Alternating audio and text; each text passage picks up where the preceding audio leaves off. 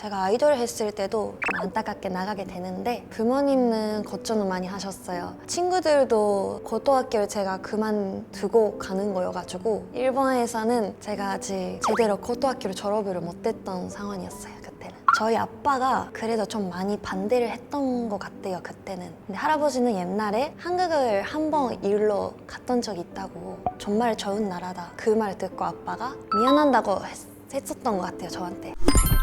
안녕하세요. 한국에 온 지 4년차 일본에서 온 하린이라고 합니다. 22살입니다. 16살 때 처음으로 한국에 왔습니다. 저는 처음에 연습생으로 한국에 오고 살게 되었습니다. 제가 K-POP을 좋아해서 어렸을 때부터 K-POP 아이돌 선배님들이 보다가 춤도 추고 노래도 하고, 그래서 오디션을 보게 됐어요. 저는 BTS 선배님 좋아했습니다. 부모님은 걱정을 많이 하셨어요. 친구들도 고등학교를 제가 그만두고 가는 거여가지고 응원하는 반면 걱정된다 하는 친구들도 있었고요. 일본에서는 제가 아직 제대로 고등학교를 졸업을 못했던 상황이었어요. 그때는. 지금 일본 온라인 학교 다닙니다. 지금 한국에서 배우 활동 준비하려고 연기학원도 다니고 모델과 광고 촬영 같이 하고 있습니다. 일단 연습생 생활을 2년 반 했고요. 그 이후로 잠깐 일본 갔다가 다시 한국에 와서 모델 활동, 광고 촬영 그런 걸 하고 지냈습니다. 저는 연습생 했을 때 마지막 최종 멤버까지 같이 들어가고 연습도 같이 했었습니다. 데뷔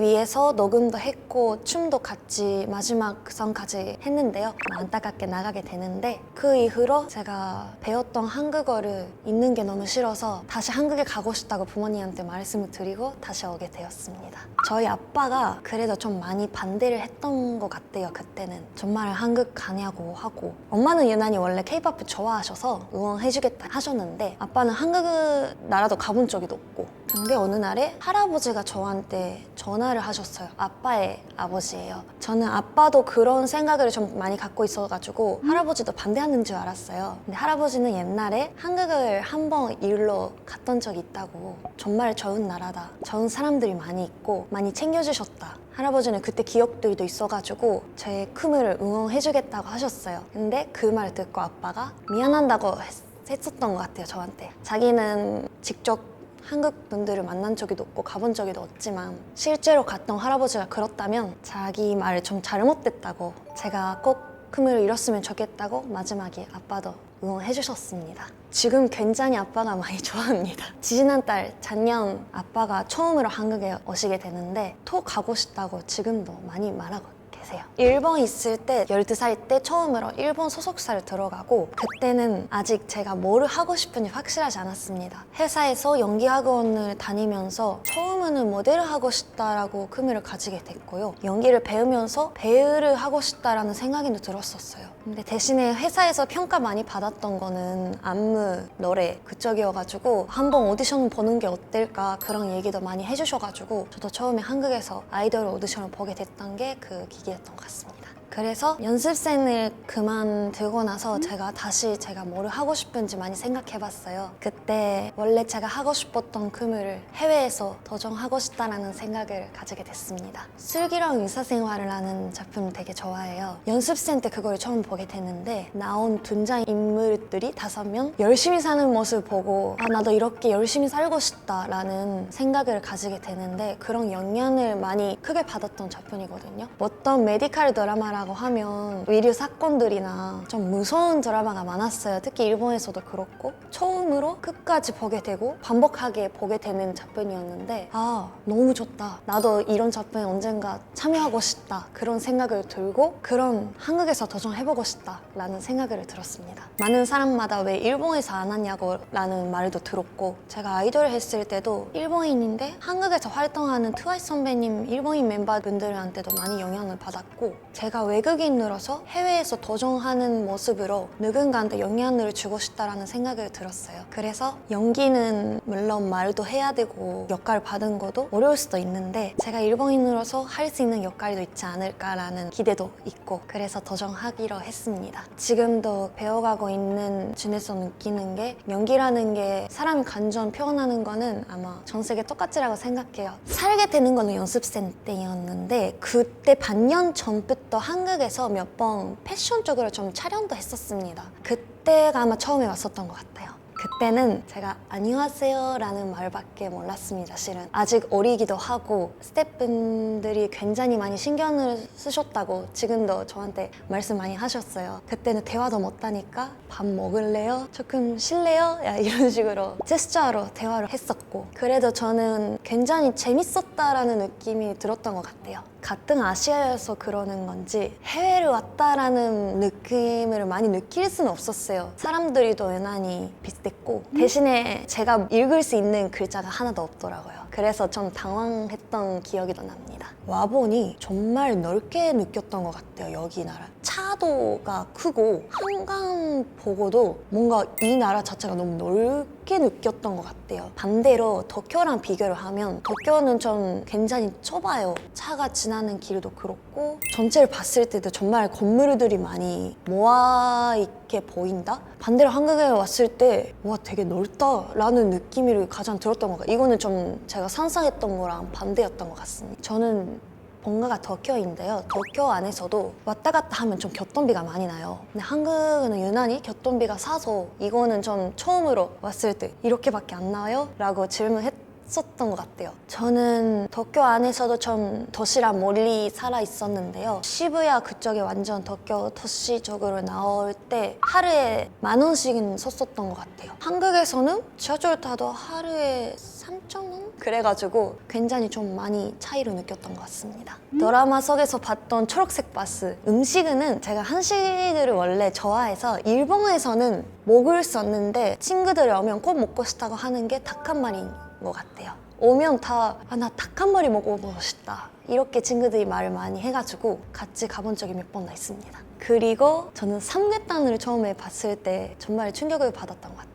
일본에서는 닭을 통째로 쓰는 요리가 없거든요, 거의. 그래가지고 통째로 나왔을 때는 살짝 좀 징그럽다라는 느낌이 더 들었고 먹다 보니 정말 맛있었습니다. 일단 저희 동생은 지금 인천 인하건전대학교에서 승무원을 되려고 승무원학과를 다니고 있습니다. 동생은 저보다 일단 K-pop 오타쿠여가지고 정말 한국 문화를 굉장히 좋아하고요. 그리고 아무래도 한국에 혼자 가는 저의 영향을 받았다고 하더라고요. 그리고 자기도 언니처럼 한국어를 배우고 싶다. 근데 동생은 좀 운이 좋게 고등학교 때 한국어를 선택하고 배울 수 있는 기회가 있었더라고요. 그거를 배우면서 한국에 유학하고 싶다라는 생각을 처음에 가지게 됐다고 들었고, 이제 그 꿈을 가지고 한국에 유학생으로 지내고 있습니다. 저희 엄마가 이렇게 딸 두면 일찍 나간 줄 몰랐다고 어떤 시집 가거나 성인 되거나 그래야 이제 집을 나가고 본가를 나가서 살게 되지 않을까라는 생각을 들었었다고 하는데 둘 다 해외를 가고 하필 두 분 다 한국 간다고 해가지고 엄마는 지금 강아지가 한 마리 있어요. 저희 집에는 아빠와 강아지와 좀 심심해할 때도 있다 하셨습니다. 저희 부모님도 그래도 뭔가 힘들 때 그리고 뭔가 있을 때 서로 도움이 될 수 있는 존재가 되기를 바란다고 하셨습니다.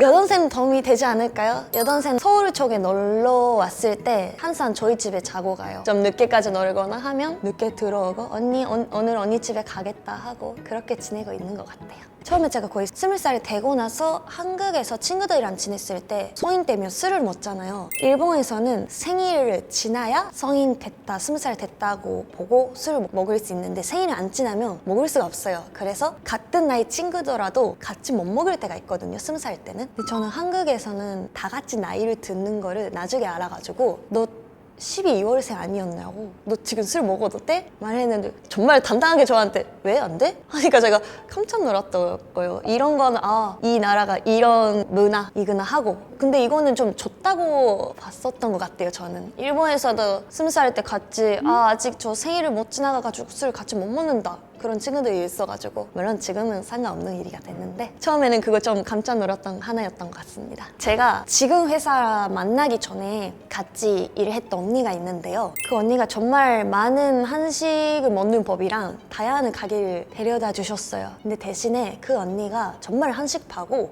입맛이 아저씨 같대요. 근데 언니가 깜짝 놀랐던 게 제가 그 언니를 넘은 정도 또 아재 입맛이더라고요. 일단 오징어 잎이 너무 맛있더라고요. 그리고 저는 한국 술집 가면 무조건 먹대나 너가리를 시킵니다.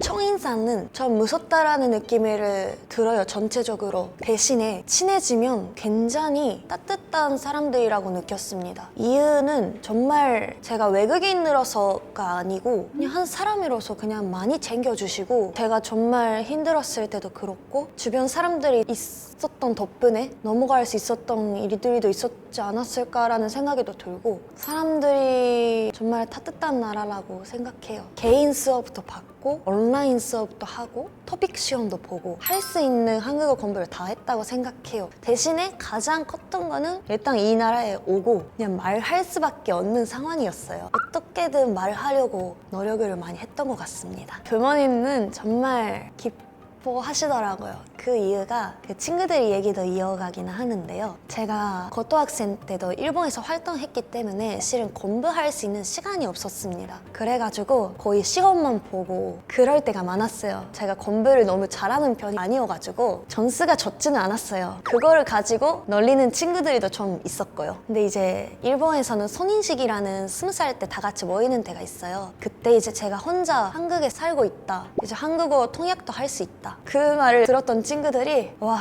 그때는 진짜 미안하다고, 자기는 아무리 영어 공부를 해도 혼자서 해외에서 살 수가 없을 것 같다, 정말 대단하다고 느낀다, 이런 말을 좀 들었을 때 저는 조금 기뻤습니다. 신기하다 하고, 그리고 정말 노력을 많이 했구나라는 말을 들어요. 왜냐하면 영어 같은 경우는 실은 공부의 기초에 하나에 들어가 있기 때문에 누구나 배우는 언어기도 하고, 그래도 그렇지 않은 언어를 선택하고 배우는 자체를 정말 칭찬을 많이 받았던 것 같습니다. 저는 일단 말하는 걸 정말 좋아합니다. 그리고 사람들이 만나는 것도 좋아하고 대화하는 걸 좋아해서 최대한 정말 많이 이야기를 하려고 노력했고요. 그리고 대화하면서도 모르는 단어라 처음 듣는 말들을 들었을 때 많이 물어봤던 것 같아요. 솔직하게 물어보고, 그리고 실은 물어보는 자체가 창피할 수도 있는데, 근데 물어보면 그거를 왜 저래라고 하는 사람은 한 명도 없었고요. 정말 다 친절하게 알려주셔가지고 저도 그 배우는 안에서도 재미를 많이 느꼈고요. 일단은 비결은 정말 조금씩이라도 제가 배워가는 그 단어들을 많이 쓰는 거, 입 밖으로 나오게 말하는 거, 그게 비결이라고 생각합니다. 뭐뭐뭐 해버린다라는 말이 있잖아요. 근데 이거는 일본에서는 굉장히 많이 쓰는 말입니다. 나 뭘 해버렸어. 근데 이 한국에서는 많이 정말 안 쓰시더라고요. 근데 제가 일본에서 쓰는 것처럼 여기 나라에서 쓰니까 주변 사람들이 정말 엄청 큰일 했는 줄 알았는데 너가 그렇게 말하니까 생각보다 별일 아니라고, 제가 이게 좀 정말 큰 실수를 했거나 그럴 때만 쓰는 말이라구나라는 거를 알았던 것 같아요. 그거는 좀 일본 사람들이 처음으로 한국어를 배웠을 때 좀 헷갈리는 부분이 하나일 것 같아요. 잘 때 꿈을 한국어로 보게 되었던 것 같아요, 어느 순간부터. 근데 이거는 저도 머릿속에 있는 언어가 이렇게 자연스럽게 꿈에서도 나오는 거는 좀 저도 깜짝 놀랐고요. 그리고 그 점도 제가 많이 익숙해졌구나라는 것도 좀 느꼈던 것 같습니다. 제가 공항을 내리자마자 그냥 아무렇지도